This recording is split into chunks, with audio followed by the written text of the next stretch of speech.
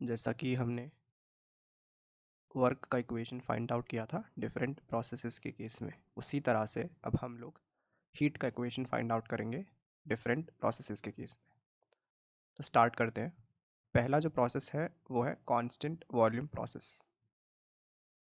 तो यहाँ पर मैंने वापस एक बार फर्स्ट लॉ ऑफ थर्मोडाइनमिक्स का इक्वेशन लिखा है, del Q is equals to D U plus P D V. अब कांस्टेंट वॉल्यूम के केस में वॉल्यूम कांस्टेंट रहेगा, तो इसी कारण से जो डी वी है यानी कि चेंज इन वॉल्यूम वो ज़ीरो हो जाएगा। और इसको जब हम इस इक्वेशन में पुट करेंगे तो ये जो डी वी है यहाँ पर ज़ीरो हो जाएगा, और जो इक्वेशन निकल कर आती है वो है del Q is equals to D U. अब हम जानते हैं कि कांस्टेंट वॉल्यूम के केस में जो हीट का इक्वेशन है वो है M C V delta T, यानी कि सी जो है स्पेसिफिक हीट, वो कांस्टेंट वॉल्यूम के केस में सी वी हो जाता है। तो इसका इक्वेशन होता है M C V delta T.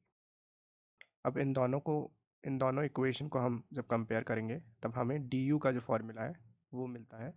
तो डी यू का फॉर्मूला जो निकल कर आता है वो है M C V delta T. तो इस इक्वेशन से रिलेटेड कुछ बातें हैं। पहला ये कि ये जो इंटरनल एनर्जी है is a function of temperature only for ideal gas. तो आइडियल गैस के इक्वेशन में आइडियल गैस के लिए ये जो डी यू का फॉर्मूला निकल कर आ रहा है वो डिपेंडेंट है सिर्फ और सिर्फ टेम्परेचर पे, बाकी के टर्म्स कांस्टेंट रहेंगे। दूसरी बात ये कि ये जो इक्वेशन है मोस्ट ऑफ द स्टूडेंट्स को ये लगता है कि ये सिर्फ और सिर्फ एप्लीकेबल होगी कांस्टेंट वॉल्यूम प्रोसेस के केस में, बट ऐसा नहीं है। ये जो इक्वेशन है वो एप्लीकेबल होती है सभी प्रोसेसेस के लिए। ऐसा इसीलिए क्योंकि इसमें जो भी टर्म्स है वो एक प्रॉपर्टी है। तो D U equal to M C V delta T is applicable for all process because it consists of only properties and properties are point functions। तो ये जो प्रॉपर्टीज़ है वो पॉइंट फंक्शंस होती है, इसीलिए ये इक्वेशन हर एक प्रोसेस के लिए एप्लीकेबल होगी। तो अब हम लोग सेकंड प्रोसेस की तरफ बढ़ते हैं जो कि है कांस्टेंट प्रेशर प्रोसेस। इसमें हम एक नए टर्म को देखेंगे, इसका नाम है इंथैल्पी। इंथैल्पी जो है वो डिफाइन की गई है कैपिटल एच से। इसका फॉर्मूला जो है वो है capital H is equals to capital U plus P V, जहाँ पर कैपिटल यू हम जानते हैं जो कि इंटरनल एनर्जी है, पी प्रेशर है और वी वॉल्यूम है। स्पेसिफिक एंथैल्पी यानी कि एंथैल्पी पर यूनिट मास वो हमें मिलता है इस प्रीवियस इक्वेशन को डिवाइड बाय मास करने से। स्पेसिफिक एंथैल्पी को डिनोट किया जाता है स्मॉल एच से। Small h is equals to capital H divided by M which is equals to U by M plus P V divided by M. तो specific enthalpy का जो फॉर्मूला निकल कर आता है वो है small h is equals to small u plus P times small v. ये जो टर्म है pressure multiplied by specific volume, pressure multiplied by small v specific volume है, इसे फ्लो वर्क भी बोला जाता है। तो एंथैल्पी का हम लोग एक बार डेफिनेशन देखते हैं। Enthalpy is defined as a thermodynamic quantity whose value represents total heat content of a system। तो एंथैल्पी वो थर्मोडायनेमिक क्वांटिटी है जिसके थ्रू हम एक सिस्टम के हीट कंटेंट को डिनोट करते हैं। और ओपन सिस्टम्स के केस में इसका डेफिनेशन थोड़ा अलग तरह से डिफाइन किया गया है। It represents the amount of energy associated with the flowing fluid. The flowing fluid के साथ जो एनर्जी एसोसिएटेड है उसे एंथैल्पी बोला गया है। दूसरा जो टर्म है specific enthalpy, it is the summation of specific internal energy and flow work, जो कि हम यहाँ से देख सकते हैं कि ये डिफाइन किया गया है summation of specific internal energy and flow work. तो एक बार हम फ्लो वर्क का कोई डेफिनेशन भी देखते हैं।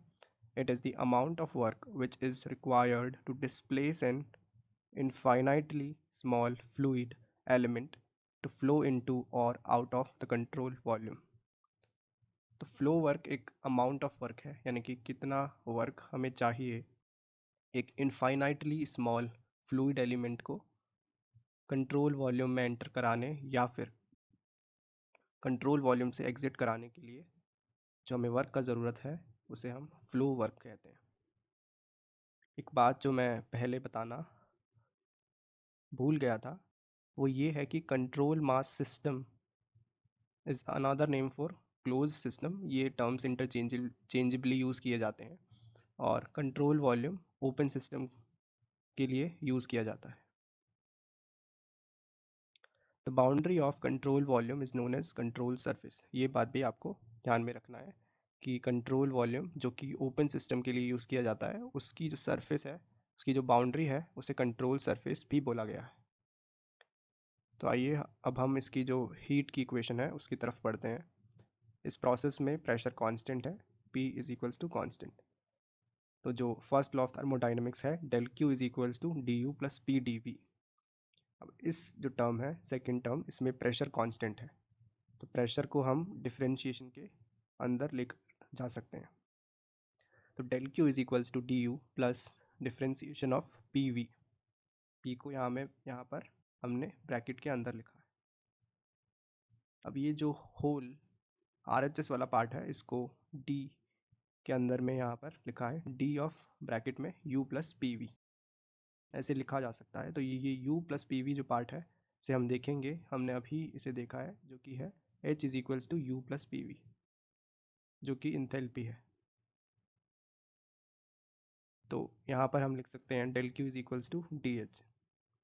और कांस्टेंट प्रेशर के केस में, कांस्टेंट प्रेशर प्रोसेस के केस में जो डेल Q का फॉर्मूला होता है हीट का, वो हमें पता है, वो होता है mCp डेल्टा T।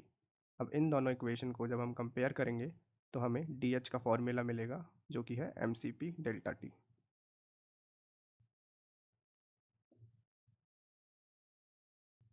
यहाँ पर हमें DH का फॉर्मूला मिल गया, DH is equals to mCp delta T। अब यहाँ पर भी सेम चीज़ है कि enthalpy is a function of temperature only for ideal gas. यहाँ पर भी सेम चीज़ है कि ये जो इक्वेशन हमें ऑब्टेन हुई है ये सिर्फ और सिर्फ प्रेशर, कांस्टेंट प्रेशर प्रोसेस के लिए एप्लीकेबल ना होकर हर तरह की प्रोसेस के लिए एप्लीकेबल है, क्योंकि इसमें जो पैरामीटर्स हैं वो सभी पैरामीटर्स एक प्रॉपर्टी है और प्रॉपर्टी पॉइंट फंक्शंस होते हैं, यानी कि सिर्फ और सिर्फ state of the thermodynamic system पे डिपेंड करते हैं। तो अब हम लोग थर्ड प्रोसेस की ओर बढ़ते हैं जो कि है constant temperature process. Constant temperature process में टेम्परेचर कांस्टेंट होगा। तो ये जो फर्स्ट लॉ ऑफ थर्मोडायनामिक्स है del Q is equals to D U plus del W. इसमें अभी हमने देखा कि डी यू का जो फॉर्मूला निकल कर आया था वो था mCv डेल्टा टी।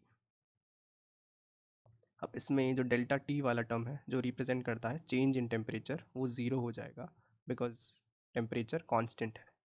तो इसी कारण से डी यू का वैल्यू जो है वो ज़ीरो हो जाता है। इसे हम जब हम यूज़ करेंगे तो यहाँ पर जो इक्वेशन हमें मिलता है वो है del Q is equals to del W. और डेल डब्ल्यू का जो वैल्यू है वो हमें पता है, जो कि हमने पहले वर्क के केस में डिराइव किया था, वो है C constant time ln P I divided by P F, और C times ln V final divided by V initial. जहाँ पर जो C है कांस्टेंट है उसे हम लोग लिख सकते हैं P initial multiplied by V initial और P final multiplied by V final और MRT इनिशियल और MRT फाइनल। तो टेम्परेचर के केस में ये जो फॉर्मूला निकल कर आता है वो काफ़ी सिंपल है। आपको सिर्फ और सिर्फ ये एक फॉर्मूला याद रखना है। यही फॉर्मूला है क्लोज्ड वर्क के केस में, सेम फॉर्मूला है ओपन सिस्टम वर्क के केस में, और सेम ही फॉर्मूला निकल कर आया है हीट के केस में। तो ये same formula, one formula is applicable for all three of them. तो नेक्स्ट प्रोसेस अब हम देखते हैं एडियाबैटिक प्रोसेस।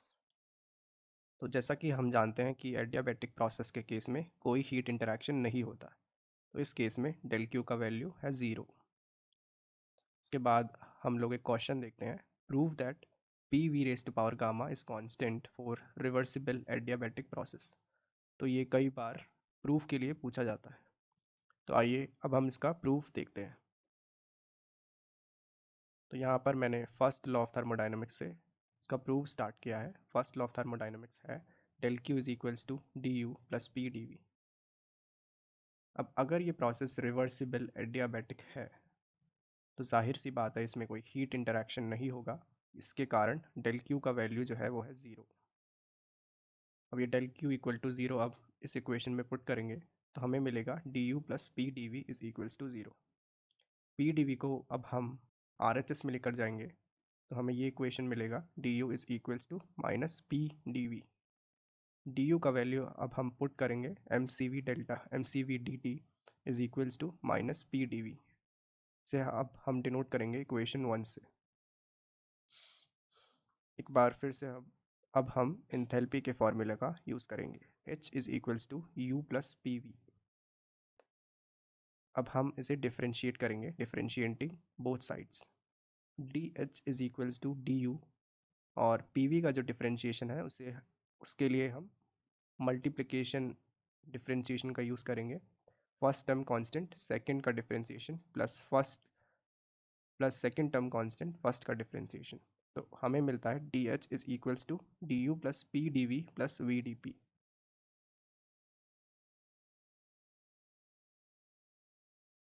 अब हम जानते हैं ये D U plus P D V जो है ये वाला पार्ट हमने अभी देखा, D U plus P D V को लिखा जा सकता है del Q from first law of thermodynamics.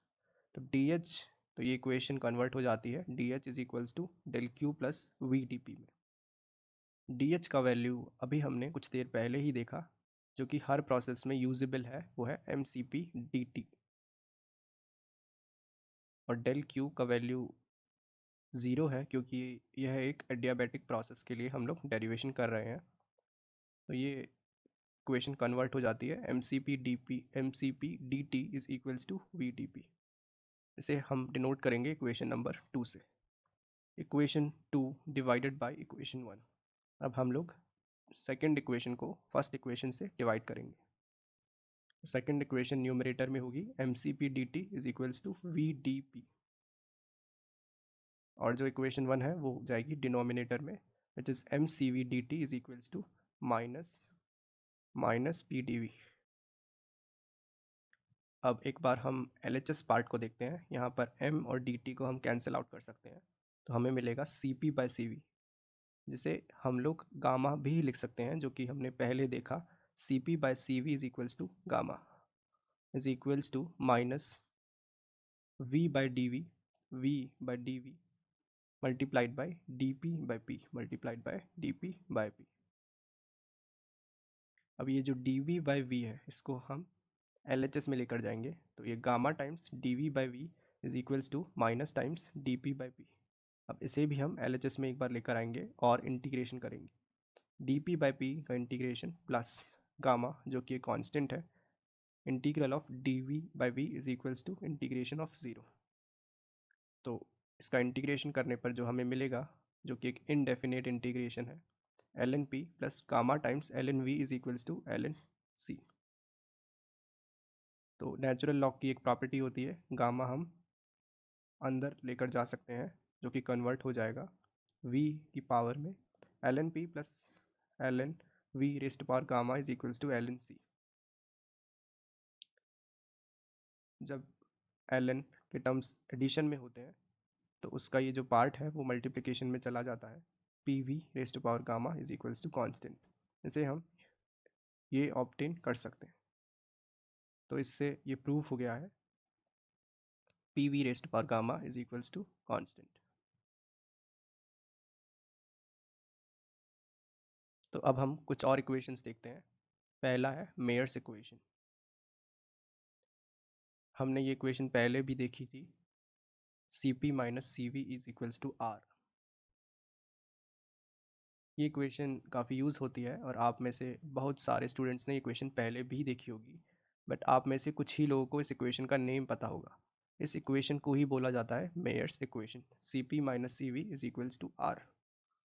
अब ये इक्वेशन कैसे ऑब्टेन होती है इसका हम लोग डेरिवेशन एक बार देख लेते हैं।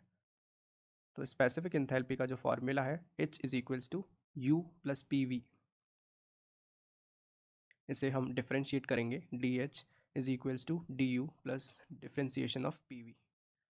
अब ये जो टर्म है पी वी इसको हम सब्सटीट्यूट करेंगे एम आर टी से by using ideal gas equation जो है P V equal to M R T.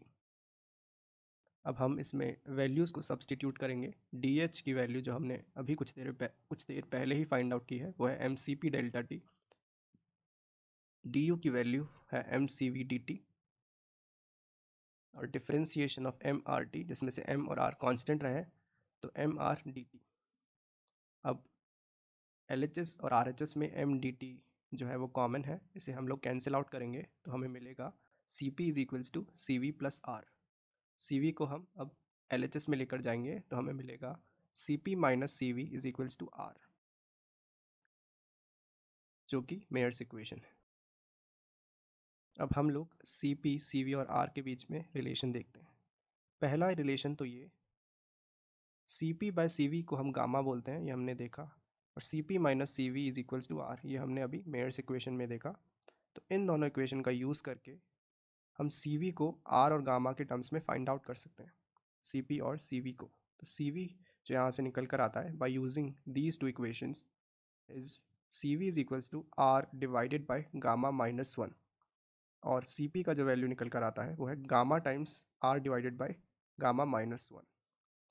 इन दोनों का अब हम काफ़ी यूज़ करने वाले हैं, आप इसे याद ही कर ले तो काफ़ी बेहतर होगा, otherwise we can always derive it, हम इसे कभी भी डिराइव कर सकते हैं, लेकिन इसे याद करना बेहतर होगा। तो एक बार हम लास्ट प्रोसेस की ओर बढ़ते हैं जो कि है पॉलीट्रॉपिक प्रोसेस।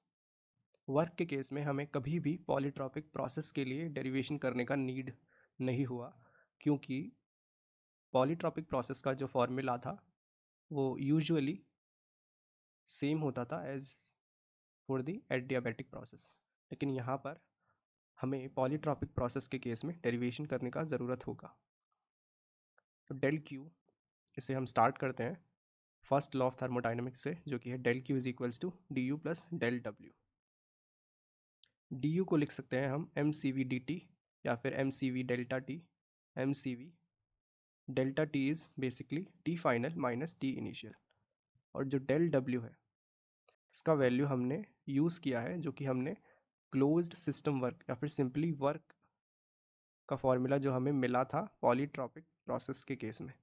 तो जो निकल कर आया था उस समय वो है P initial V initial minus P final V final divided by N minus one, जहाँ पर एन है polytropic index.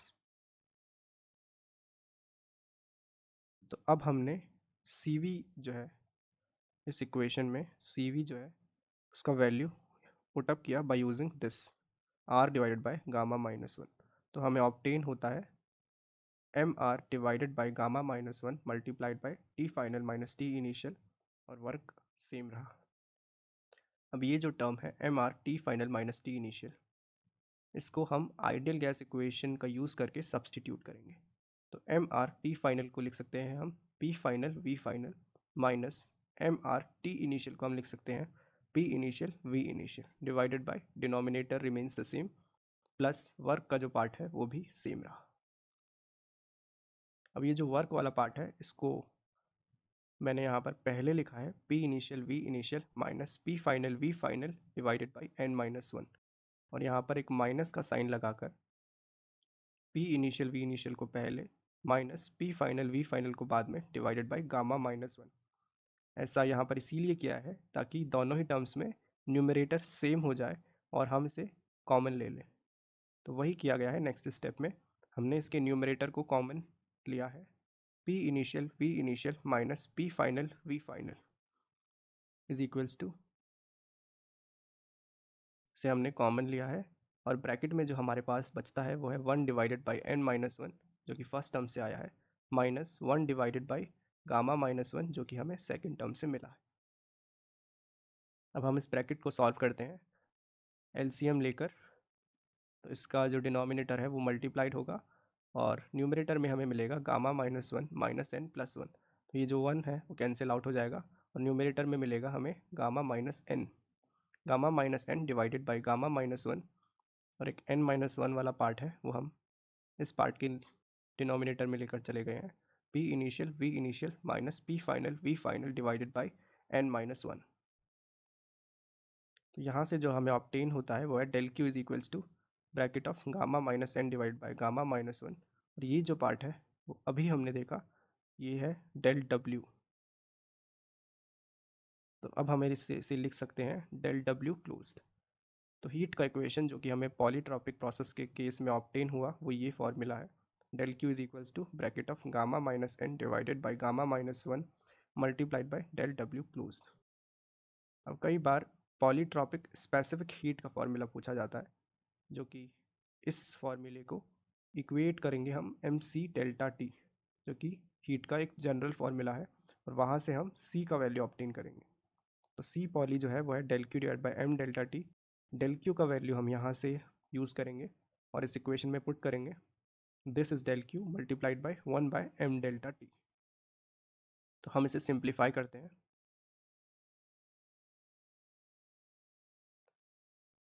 This is the same part. अब हम इसे सिंप्लीफाई करते हैं।